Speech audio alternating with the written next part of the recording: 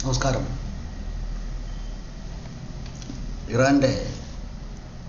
ഇറാൻ്റെ പരമോന്നത നേതാവ് അയത്തുള്ള ഖുമൈനി ഇപ്പോഴും പറഞ്ഞുകൊണ്ടിരിക്കുന്നത് ഒക്ടോബർ 7 നടന്ന ഇസ്രായേലിലെ 1200ഓളം വരുന്ന ആളുകളെ, പാവപ്പെട്ട ആളുകളെ പിച്ച് ചീന്തിയത് അത് ന്യായീകരിക്കത്തക്കതാണ് എന്നതാണ് ഖൊമൈനി പറഞ്ഞിരിക്കുന്നത്.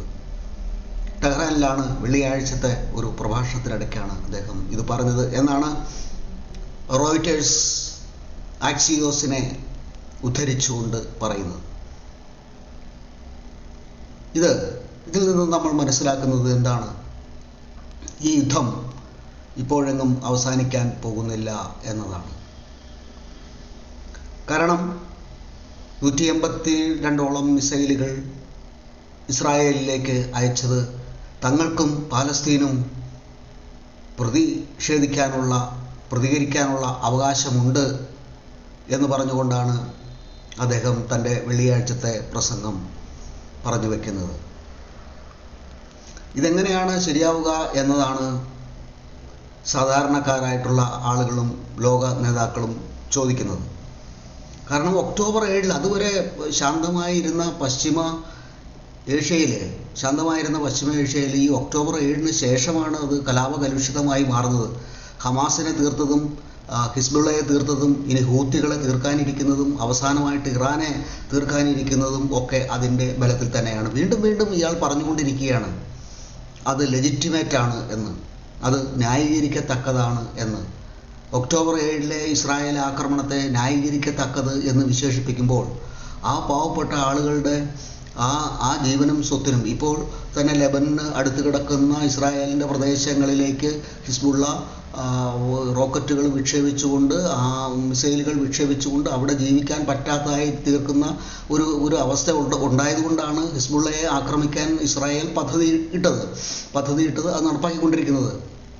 അവരുടെ സൈഫുദ്ദീൻ എന്ന് പറയുന്ന ഒരു നേതാവിനെ, നസറുള്ളയുടെ ഏറ്റവും അടുത്ത അനുചരനും അയാളുടെ ബന്ധുവും ഒക്കെയായ ഈ സൈഫുദ്ദീനെ അന്വേഷിച്ചാണ് ഇസ്രായേൽ സേന ഇപ്പോൾ അവിടെ ആക്രമണം ശക്തിപ്പെടുത്തിയത് എന്നാണ് റോയിറ്റേഴ്സ് പറയുന്നത്. എങ്ങനെയായാലും എന്തൊക്കെ പറഞ്ഞാലും ഈ അയത്തുള്ള ഖൊമൈനിയെ പോലുള്ള ആളുകളാണ് ഈ ലോകത്തിൻ്റെ സമാധാനം തകർക്കുന്നത്. നമുക്ക് ജീവിക്കാൻ അവകാശമുണ്ട്, ഈ നാട്ടിൽ നമുക്കും ജീവിക്കാൻ അവകാശമുണ്ട്. നിങ്ങൾ ഒന്നുകിൽ മതം മാറുക, അല്ലെങ്കിൽ ഇവിടെ നിന്ന് ഓടിപ്പോവുക, അല്ലെങ്കിൽ മരിക്കാൻ തയ്യാറാവുക. ഇതാണ് ഇവരുടെ ആത്യന്തികമായിട്ടുള്ള പ്രിൻസിപ്പിൾ എന്ന് പറയുന്നത്.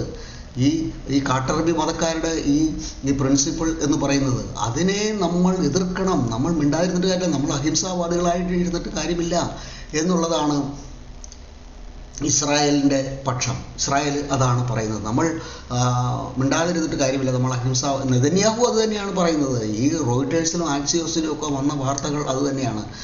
അവരെ ഉദ്ധരിച്ചുകൊണ്ടാണ് റോയിറ്റേഴ്സ് പറയുന്നത്. ഇസ്രായേലിൻ്റെ സൈനിക മേധാവിയെ ഉദ്ധരിച്ചുകൊണ്ടാണ് പറയുന്നത്. അമേരിക്ക പറഞ്ഞിട്ടുണ്ട് ഇസ്രായേലിൻ്റെ ആണവ കേന്ദ്രങ്ങളെ ഒന്നും ആക്രമിക്കരുത് എന്ന്.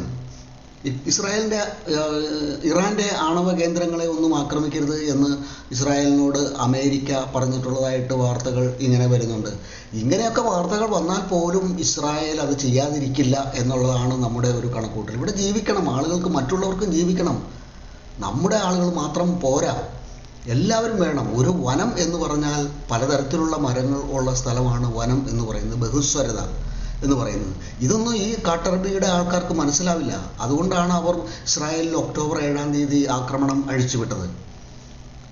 ഒക്ടോബർ 7 ആക്രമണം അഴിച്ചുവിട്ടതിൻ്റെ പ്രധാനപ്പെട്ട കാരണം അതാണ്. ഇപ്പോൾ അവിടെ നടക്കുന്ന സംഭവങ്ങൾക്കെല്ലാം ഉത്തരവാദി ഇവർ തന്നെയാണ്, മറ്റാരെയും കുറ്റപ്പെടുത്തിയിട്ട് കാര്യമില്ല. അപ്പോൾ ഹിസ്ബുള്ളയുടെ ആയുധങ്ങളും മിസൈലുകളും ഒക്കെ സൂക്ഷിച്ചു വെച്ചത് തെക്കൻ ലെബനനിലെ ഫ്ലാറ്റുകളിലും ഒക്കെയാണ് എന്നുള്ള വാർത്തകളും വരുന്നുണ്ട്.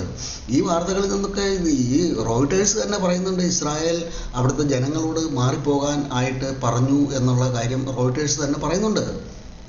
റോയിറ്റേഴ്സിൻ്റെ വാർത്തകളിലൂടെ അത് നമുക്ക് വായിച്ചെടുക്കാവുന്നതാണ്. അപ്പോൾ അങ്ങനെയൊക്കെ പറഞ്ഞിട്ടും അവരെ തടഞ്ഞു നിർത്തി മനുഷ്യ ഷീൽഡ് ഉണ്ടാക്കി ഈ തീവ്രവാദികൾ, ഈ ഭീകരന്മാർ അവരെ കൊലയ്ക്ക് കൊടുക്കുകയാണ് ചെയ്തത്. എന്നിട്ട് പറയുകയാണ് ഞങ്ങൾ ഇരകളാണ് എന്ന് പറഞ്ഞിട്ട് ഒരു കാര്യവുമില്ല എന്നുള്ളതാണ് ഈ പത്രത്തെ ഉദ്ധരിച്ചുകൊണ്ട് ഇസ്രായേലിൻ്റെ വക്താക്കൾ പറയുന്നത്.